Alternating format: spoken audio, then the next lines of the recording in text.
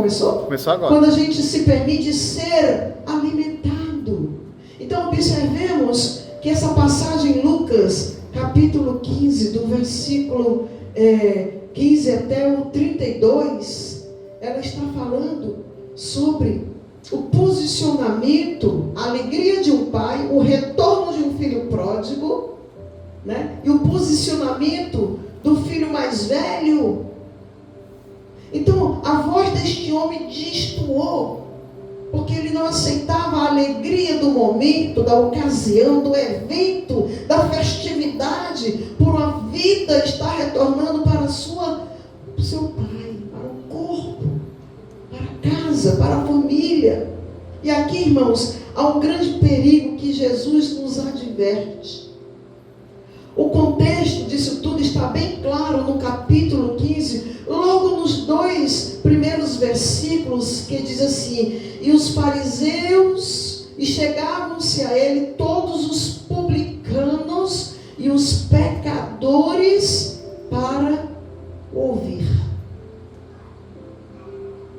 E os fariseus e os escribas murmuravam dizendo: e este que recebe pecadores e come com eles? Essa era a maior crítica, porque Jesus sentava na mesa com pecadores e se alimentava, se alegrava, comia com eles. Então, nesta parábola, chamada parábola do filho pródigo, os escribas e fariseus representavam esse filho mais velho. Os publicanos e pecadores representam este pródigo que viveu de forma dissoluta, mas que é bem claro que ele se arrependeu, ele voltou para o Pai, ele voltou para Deus e ele foi perdoado. Você pode repetir? Foi perdoado? Porque aqui eu enfatizo determinadas palavras, porque é como se você e eu estivéssemos profetizando para a nossa vida as novas chances e oportunidades que Deus nos dá. Profetize para você: fui perdoado, eu fui perdoado, eu sou amado, eu sou o filho pródigo. Apesar de existir no nosso meio também os filhos mais velhos. Então a pergunta é: onde é que entra aí a foto da nossa vida? Em que moldura, né? De que o pródigo voltou ou do filho mais velho? Pergunte para você, olhe para ele.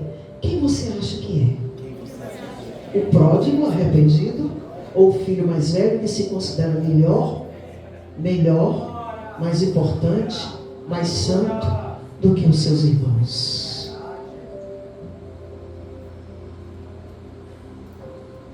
Eu gostaria que nós pudéssemos observar aqui alguns princípios que é muito importante para o nosso crescimento, para o alimento do nosso espírito. Primeiro, o filho mais velho, ele vive dentro de casa, da casa do pai. Mas ele desobedece os 2 principais mandamentos da lei de Deus: amar a Deus e ao próximo. O pai na parábola está o quê? Representando Deus. E o irmão está representando quem? O filho pródigo, o próximo. Esse filho mais velho, que é uma espécie de retrato bem nítido, bem claro, dos escribas e dos fariseus, daqueles que se acham melhores, mais justos, mais dignos. Eles estão na casa do Pai, né? Mas estão perdidos dentro da casa do Pai. Sabe por quê? Porque nem ama o Pai, nem ama o irmão. Aleluia. Meus irmãos, há um risco muito grande de que as pessoas que estão na igreja, trabalham na igreja, são zelosas com as coisas da igreja, tentam fazer o melhor para o Senhor. Mas o risco de uma pessoa estar na igreja e nunca ter se envolvido em alguma coisa errada, no mudanismo, não é verdade? Que é bom, isso é bom, não é ruim não, é bom. Nunca se perverteu moralmente, nunca se sujou nos pântanos da vida, de ser zeloso com a sua apresentação, a forma de se vestir, as roupas nos pés, o cabelo grande, sem maquiagem, né? Buscando mostrar uma santidade também através da aparência, não é verdade? Mas tudo isso não passa, às vezes, de uma capa religiosa, de uma tradição religiosa, de um zelo religiosa. E às vezes fazem tudo isso por tradicionalismo, não faz isso ou aquilo porque está preocupado com A, com B ou com C. Mas infelizmente, às vezes essas pessoas, elas acham que fazer isso, estar na casa de Deus, elas estão libertas. E a libertação está muito acima e muito além de tudo isso. Esse filho mais velho, ele vive na casa do pai, mas está confiando na sua própria justiça. Lá no versículo 29, diz assim, mas ele respondeu ao seu pai: há tantos anos que te sirvo, sem jamais transgredir uma ordem tua. Notem que ele está dizendo que é uma espécie de síndrome de santidade, de perfeição.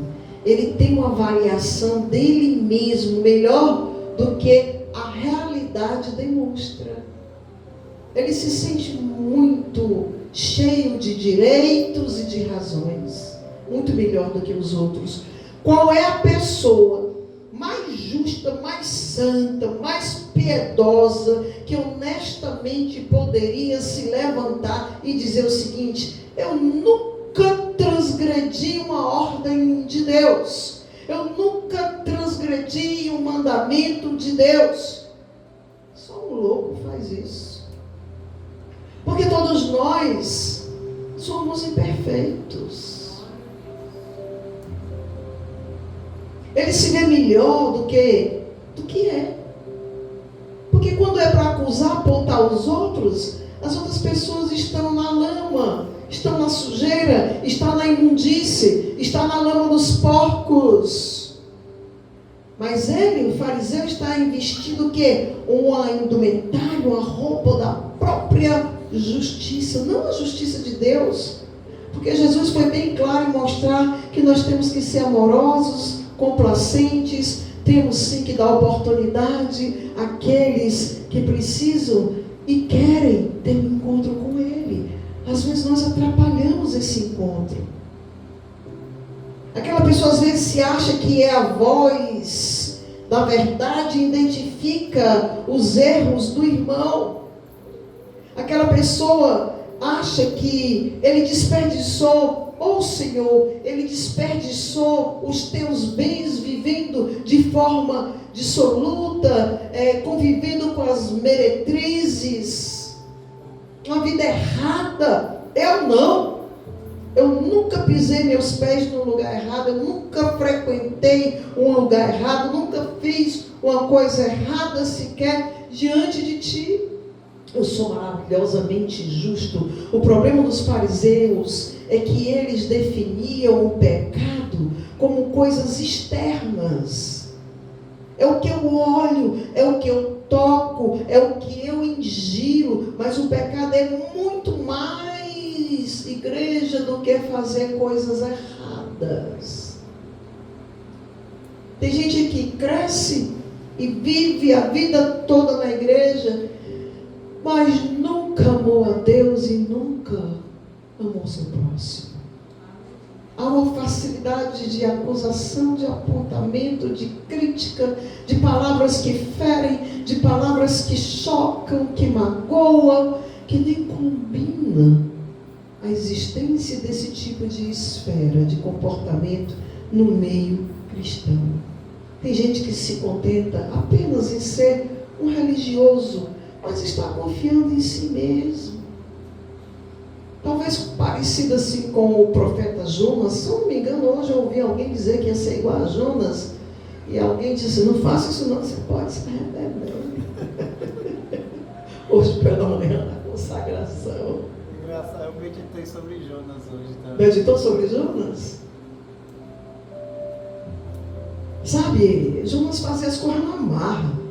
E nem na marra ele não queria fazer. Né? E tem muita gente assim, fazendo as coisas na marra. O filho mais velho, ele vive dentro da casa do pai. Mas nesse caso aqui, ele não é livre. Ele não está liberto. Se você perceber, ele diz, há tantos anos que eu te sirvo. E a palavra aí, olha igreja, a palavra aí vem do verbo o quê? Servir. E quem serve é escravo. De certa forma, preste bem atenção, esse camarada, ele vive assim uma vida de peso, de fardo, de obrigações. Ele vive sufocado, gemendo como escravo, cansado, exaurido. Ele não faz as coisas por prazer. Ele vive num legalismo pesado. Ah, hoje é domingo. Às vezes nem no domingo, né? Porque às vezes quando a gente tem um compromisso no domingo, a gente faz tudo para não faltar no meio da semana. Porque sabe que pisar na casa do Pai, estar em comunhão e na unidade, logicamente, a não ser por doenças e outras questões, eu falo mesmo de questão mesmo de compromisso, de interesse. É isso que eu falo. Compromisso de você mesmo com Deus, de alimentar a sua alma, o seu espírito. Não é só sentar num banco.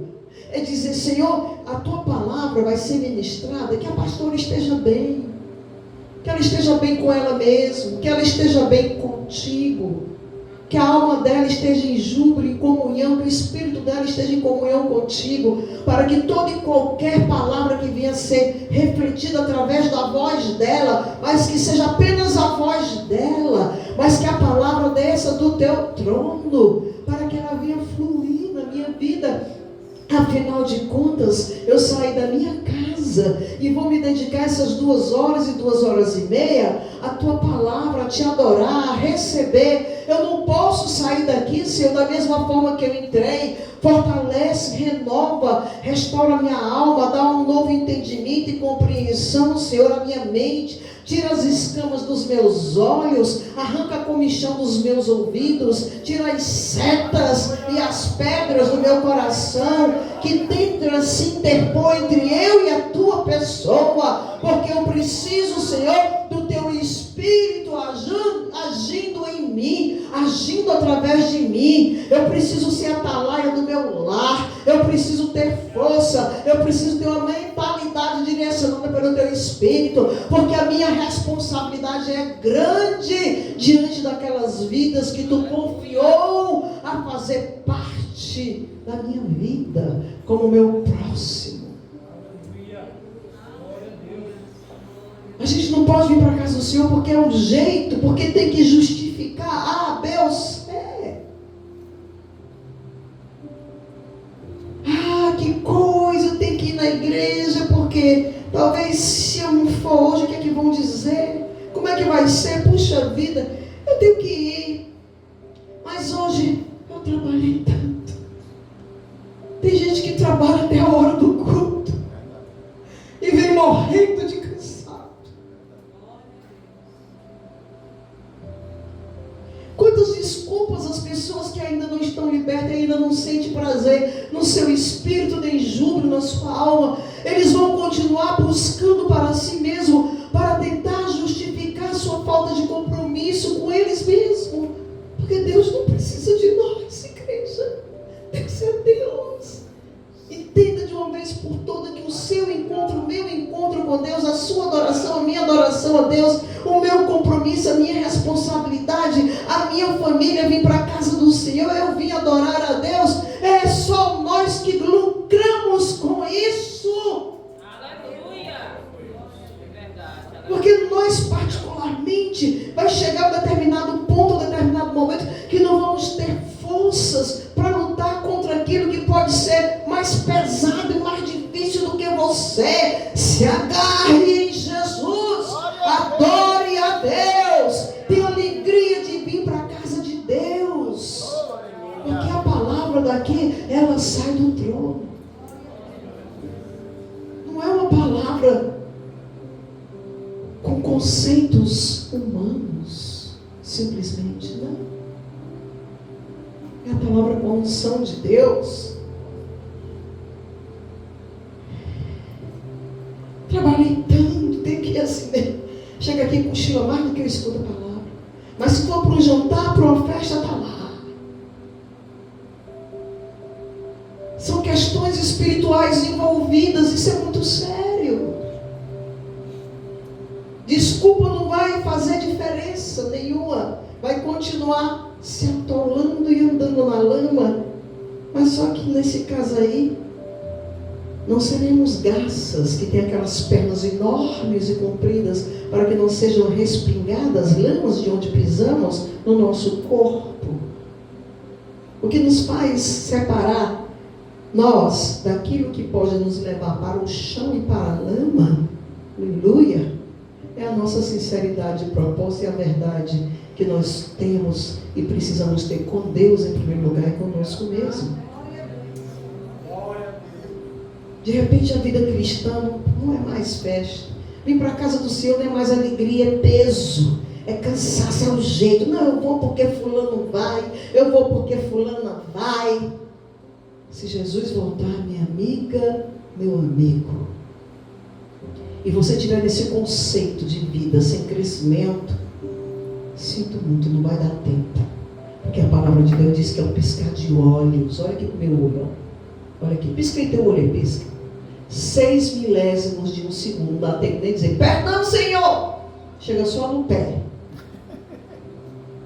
Fica só no pé. Eu tenho que dizer isso, gente, é uma realidade. Só para quem quer mesmo. É só para quem quer.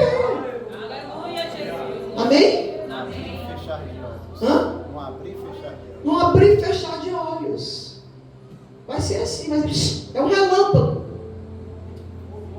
De repente parece que andar com Jesus é um pesadelo. De repente você percebeu, né, que aquela alegria de dizer assim, alegrei-me tanto quando me disseram, me convidaram, vamos para a casa do Senhor.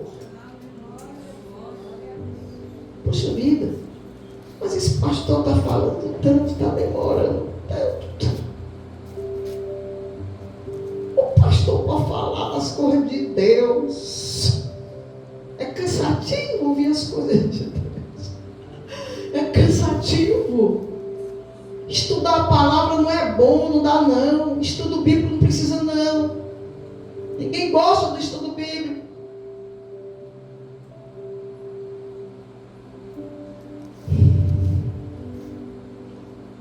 Às vezes temos que dizer, poxa vida, que horas vai acabar? Eu quero ir logo embora. Virou uma rotina pesada, sem alegria, não ter prazer dentro da casa do Pai. Isso é coisa de escravidão. Se você estiver pensando e agindo dessa vez, não é livre. Não é livre. Vir por alguma razão, aprenda, mesmo no começo, vir por alguma razão, mas aprenda a fazer, a receber a orientação do ministrador da palavra. Adore o Senhor, se derrame no altar, se derrame nos pés do Senhor, e você vai ver a que nível você vai ficar de adorador diante do trono de Deus, e você vai ver como é que vai ser a sua vida. Você vai contar as horas de vir para a casa do Senhor. O seu espírito vai entrar em júbilo. A sua alma vai sentir um refrigério. O seu coração vai se alegrar e vai dizer obrigado, Senhor, porque ali é lugar de livramento. Ali é lugar de cura. Obrigado porque Tu está curando a minha vida, minha alma, meu espírito, me fortalecendo. Tu estás derrotando os inimigos da minha alma, porque são mais fortes do que eu. Mas eu sirvo a um Deus forte que pode todas as coisas. O filho mais velho vive na casa do pai, mas ele está com o coração cheio de amargura. A gente vê pessoas falar de outra pessoa criticando, revoltado. Todas as vezes que fala daquela pessoa, daquela família, é uma crítica, é um peso.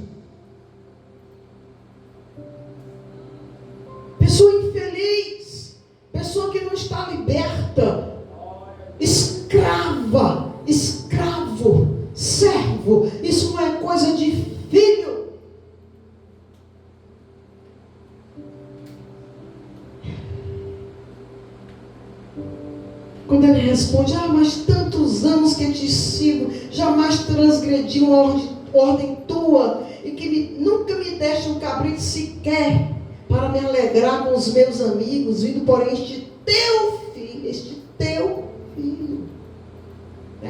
Para ele, quem erra, devia permanecer no erro para sempre. Mesmo que não tenha chance, para ele o ideal seria que ele não tivesse chance de recuperação. Deixa lá ele no inferno. Ele não tem nenhum prazer em ver o seu irmão sendo recuperado. E quando o pai diz: olha, ele foi perdido, meu filho, ele foi perdido e foi achado. Ele estava morto, mas reviveu. Você pode dizer reviveu? Reviveu. Isso não dá prazer para ele. Tem gente que é igual a Diótrefes, que era um homem perseguidor, um homem amargurado, relatado lá na carta de João. Ele não tem prazer de ver a igreja crescer. Acha que todo mundo que está chegando é competição. Acha que todo mundo que está chegando quer tomar o lugar. Acha que todo mundo que está chegando pode ser melhor do que ele. Não tem o prazer de ver gente nova, de ver pessoas sendo inseridas na igreja. Isso é triste. Não adianta evangelizar lá fora se você não sabe tratar e cuidar daquilo que Deus confiou na tua convivência. Evangelize-se a si mesmo, e a igreja que o Senhor confiou está na tua convivência, a qual você faz parte do corpo. Esse é o melhor evangelismo que você pode fazer. Invista na sua família, transforme a sua vida em palavras somente, tanto em palavras como atitudes e ação. Faz a tua família o evangelismo de dizer: eu mudei, eu sou outra. Não precisa dizer não, basta o povo olhar e ver quando você for testado e provado nas suas ações. Glória a Deus, aleluia.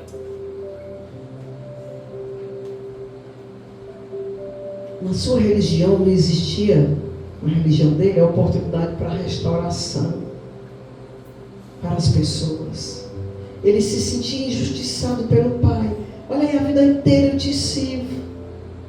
Não fales assim com meu irmão, não. Este teu filho, Este teu filho. O bezerro cevado era um hábito que tinha, era tipo um símbolo, sabe? O bezerro cevado era um hábito que ele tinha naquele tempo de criar um bezerro e sempre deixar criando da melhor forma possível, aquele bem especial. Me dá um nome aí de um churrasco aí, Aurismar e Tiago, já que gosta de pesquisar. Aquele boizão que não toca nem os pés no chão. É o vaguio. O vaguio?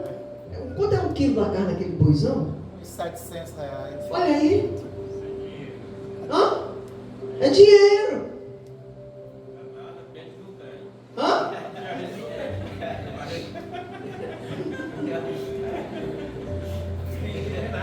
Ali é aquele churrasco de carne maturada, aquela bem suculenta, aquela que derrete na boca. Oh, meu Deus do céu, para que eu fui falar? Senhor, para que eu fui falar? Mas olha, eu vou dizer uma coisa, a Natália vive inchada, porque é louca por falar. Senhor, eu estou gravando. Glória a Jesus, glória a Deus. Se você perceber a postura dele, ele diz: teu filho, ele está dizendo: comigo esse cara não tem comunhão, não. Ele é teu filho, ele não é meu irmão, não. Não há espaço na minha agenda para perdoar essa criatura. Não há espaço na minha agenda para acolher. Não há espaço na minha agenda para trazer de volta e dar uma segunda chance. Não! Isso é uma religião legalista, pesada, sem amor, sem graça, sem perdão. Diga para o seu irmão: você não é perfeito. Você não é perfeito. Aí olha para você e diga: eu também não sou. Pode dizer, diga: eu também não. Ninguém é. Oh, glória. Todo mundo erra, todo mundo falha. O difícil é reconhecer. Vamos entender uma coisa: o ódio, a indiferença que o irmão mais velho sente pelo irmão mais novo, pródigo aos olhos de Deus, não é menos grave do que a vida dissoluta que o irmão dele viveu. Não, vou lhe provar aqui, vou lhe mostrar. Quer um exemplo? Vamos lá em Gálatas, capítulo 5, versículo 19, que diz assim, ora, Gálatas. deixa ela, não tem problema Tá fominha. Gálatas. Gálatas 5,19, está escrito, 5,19. As obras da carne são conhecidas e são prostituição, impureza e lascívia. Tem 3 pecados relacionados aqui, né? A depravação moral, prostituição, impureza e lascívia. É um pecado do irmão dele, que está sendo acusado por ele. Tu desperdiçou os teus bens com meretrizes. Segundo, idolatria e feitiçarias. 2 pecados no que tange a questão de quê? De culto, de adoração, de religiosidade. Concorda? Agora vamos ver quantos pecados tem a ver com sentimento. Presta atenção, igreja, isso é sério. Com relacionamento. E ele diz aí: inimizades, porfias, ciúmes, iras, discórdias, dissensões, facções e invejas. E depois ele menciona 2 que tem a ver com bebida e comida: bebedices e glutonarias. Em outras palavras, há um peso maior aos olhos de Deus nos relacionamentos truncados, problemáticos, de falta de amor, de falta de perdão, né? De destempero emocional, de descontrole nas relações, de quebra de comunhão, até mesmo do que viver uma vida dissoluta. Eu não estou incentivando aqui prostituição, não, nem adultério, não. Entenda que tem coisas que são pior do que isso no convívio do corpo de Cristo. Se achar melhor do que o irmão, criticar, apontar e acusar, se achar perfeito e achar que o mundo inteiro ao seu redor está errado. Isso é sério. O problema é que tem um carimbo. Não, esse daqui é mundano. Esse aqui está sujo. Esse aqui não vale nada mesmo. Esse aqui caiu de forma vergonhosa. Mas o cidadão lá que é cheio de justiça própria, que está na casa de Deus, está na casa do Pai, está trabalhando, está servindo, mas odeia, ele não perdoa, e ele chega e é um problema para todo mundo, ninguém presta, só ele que é bom, ele acha que está tudo bem com ele, mas está perdido dentro de casa, dentro da casa do Pai está perdido. Se você perceber, o ressentimento dele isola ele, não é só do irmão não. Não é só do irmão não, sabe por quê? Isolou do pai também. O filho pródigo não estava voltando com o coração quebrantado, arrependido, nem sequer ser chamado de filho. Trata-me como um dos teus trabalhadores. Ele se arrependeu. Senhor, qualquer coisa que tu fizer para mim é muito. Tu olhar para mim com um olhar de misericórdia já vai me servir demais. Porque, Pai, eu pequei contra ti. Ele estava quebrantado. Ele até ensaia um discurso para pedir perdão. E quando ele corre em direção da casa do pai, o pai avista ele de longe, corre na direção dele, o abraça e beija, coloca sandália nos pés, coloca roupa nova, coloca anel no dedo e manda fazer uma festa. Porque perdoar e dar oportunidade nova, é festejar. É alegria no céu. Glória a Deus. Ele manda fazer uma festa, vamos celebrar, vamos nos alegrar, porque este é o meu filho perdido e foi achado, estava morto e reviveu.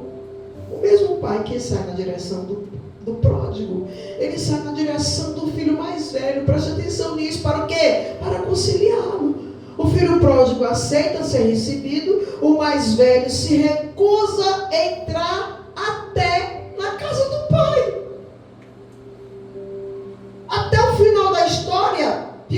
incógnita de que ele não entrou na casa do Pai. Jesus dá uma reviravolta tão grande nessa história, porque os escribas e fariseus estavam escandalizados com Jesus, porque ele comia com os pecadores, ele recebia gente que eles achavam que não deveriam ser recebidos. Quando Jesus termina a história, cheios de justiça, os fariseus e escribas estão do lado de fora da casa do Pai.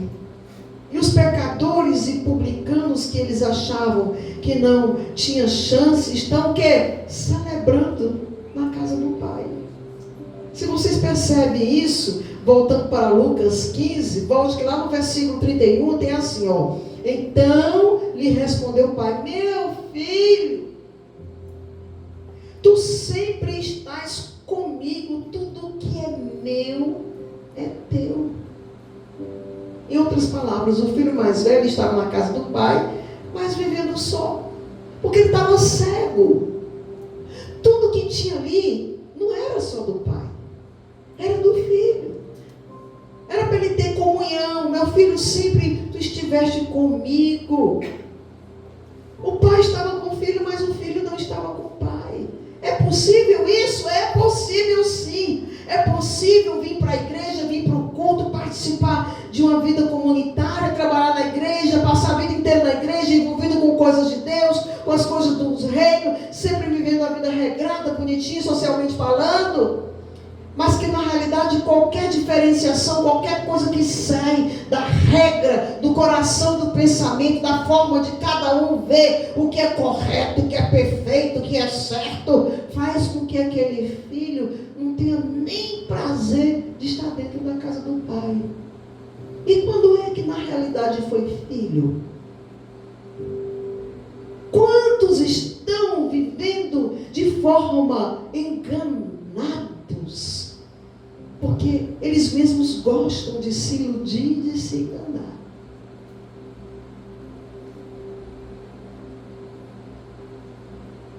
O filho tem direito a tudo, mas nunca conseguiu usufruir de nada, porque a cegueira do ódio, da falta de amor, da falta de perdão, da falta de acolhimento para com os que estão chegando, o deixou cego.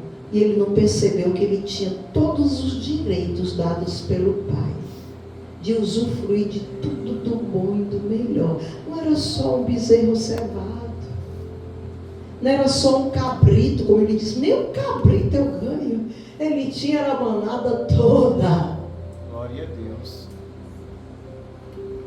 Devemos aprender a conviver, a usufruir daquilo que Deus tem para cada um de nós. A usufruir de forma melhor. O Senhor está dizendo, não, é tudo teu, a fazenda é tua, está tudo à tua disposição. Tu não está percebendo? Tu não está vendo? Quantas vezes a gente está na igreja, foi criado na igreja, passou a vida inteira na igreja, trabalhou na igreja, nos dedicamos demais, deixamos de fazer nossas coisas em casa para fazer na igreja. Mas que nós não deixamos o nosso coração, nossa alma ter sido curado com aquilo que faz com que a igreja verdadeiramente represente em si. É a casa do Pai, é o lugar de perdão, é o lugar de amor, é lugar de comunhão, é lugar de falhas, mas é lugar de restauração. Entenda isso de uma vez por todas. Porque senão vai ser problema o resto da vida, não só na casa do Pai, aonde quer que você pise seus pés, e você está sendo observado. Pessoas não vêm para a igreja através do seu testemunho de evangelismo, porque você não é testemunho correto de transformação. E aí o bicho pega, porque ele quer dar rasteira.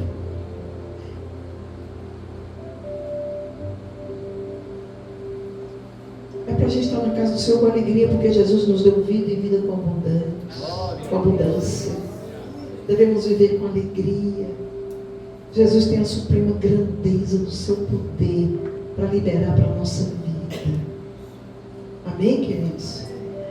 Eu me lembrei, sabe o quê? De uma história de um homem muito miserável. O seu doutor. Não, o seu doutor, não botei só um miserável, porque o seu doutor. Eu conheci o seu doutor era muito miserável. Tomara que as filhas dele não está mais vivo, não veja essa gravação. O seu doutor, ele era fanho, e dava tchau assim, olhinha,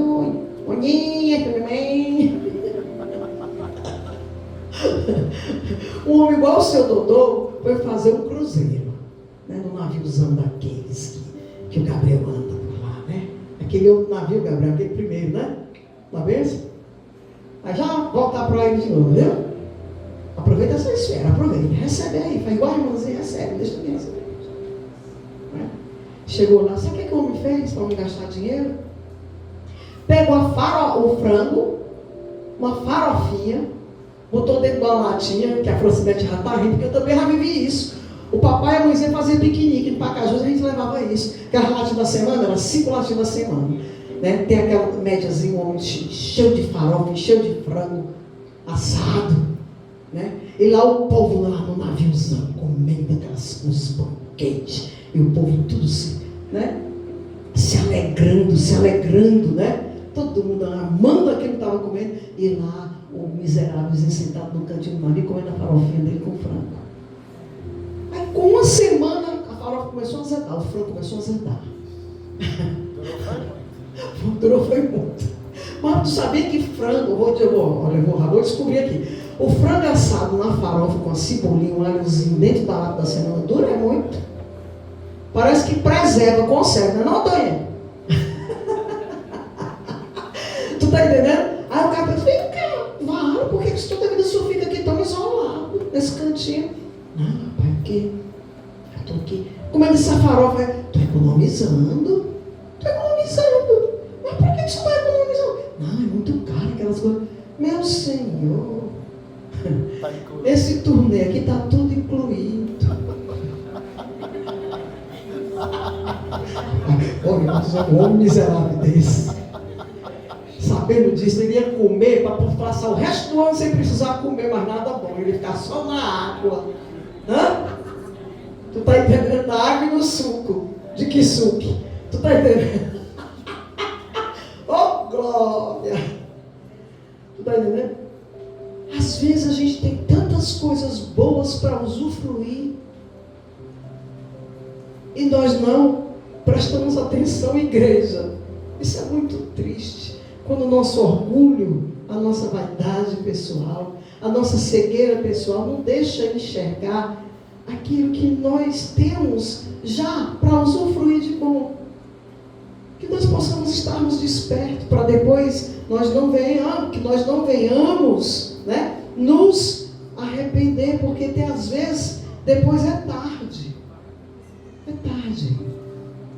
Encerra a minha ministração por aqui, com a direção do Espírito Santo de Deus, e peça ao Senhor uma conscientização. Esse menino é o Cauã, Hã? É o Cauã? É a segunda vez que eu vejo o Cauã, que é uma impressão minha. Ele estava semana passada. Menino, não vai ficar com vergonha não, meu filho. Pode ir, eu vou fazer oração aí. Que coisa boa,